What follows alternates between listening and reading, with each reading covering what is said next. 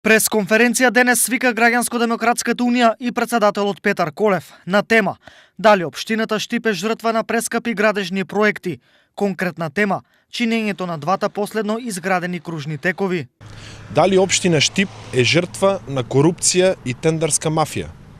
За моја огромна жал, освен информациите за злоупотребата на автопатот Штип-Миладиновци, совесни граѓани ми поставија и прашање како е возможно кружниот тек на Дујле да чини 3 милиони денари или близу 50.000 евра и да се изгради за рекордните 15-20 дена, а кружниот тек кај училиштето Коле Нехтенин, ЕМУЦ, кое се градеше со месеци, да чини близу 9 милиони денари или 150.000 евра, а се очекува и анекс кон договорот и покачување на цената со уште 20-30.000 евра. Дали е точно дека едниот кружен тек чини 150.000 евра, а другиот 50.000 евра, и ако е точно, зошто е тоа така? Дали има злоупотреби во тендерите и цените?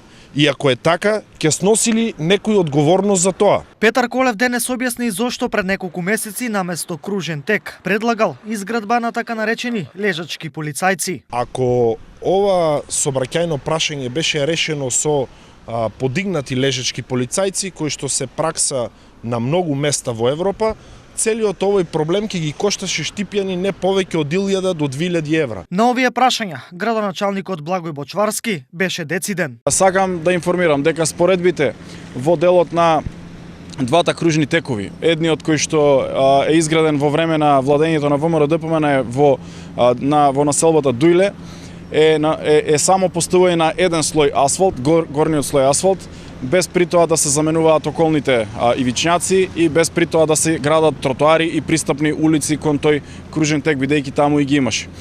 Овој кружен тек, кој што е на влезот во градот, на булеварот Гоце Делчев, за кој што исто така зборуваат, е кружен тек кој што е изграден целосно нов, со тампонирање на нов слој, со поставување на два слоја на асфалт, со изградба на тротоари и со цела една нова пристапна улица од кружниот тек до фабриката Баргала, која што е некаде околу 250 метри должни и која што вклучува и 5 пристапи кон тамошните компании. Така што целото ова изнесува 146.000 евра, но на аукцијата по законот за јавни набавки кој што е јавен и на кој што може да пристапат сите граѓани, може да се види дека се јавиле 8 компании на овој тендер кои што учествувале и на кои што најниската понуда била 190.000 евра, а највисоката 420.000 евра. После електронската аукција цената е падната на 146.000 евра. Така што навистина се работи за една манипулација и ги повикувам политичките структури во градот да внимаваат не заради локалната самоуправа, туку заради граѓаните, да не пласираат невистини пред медиумите во градот. Благодарам.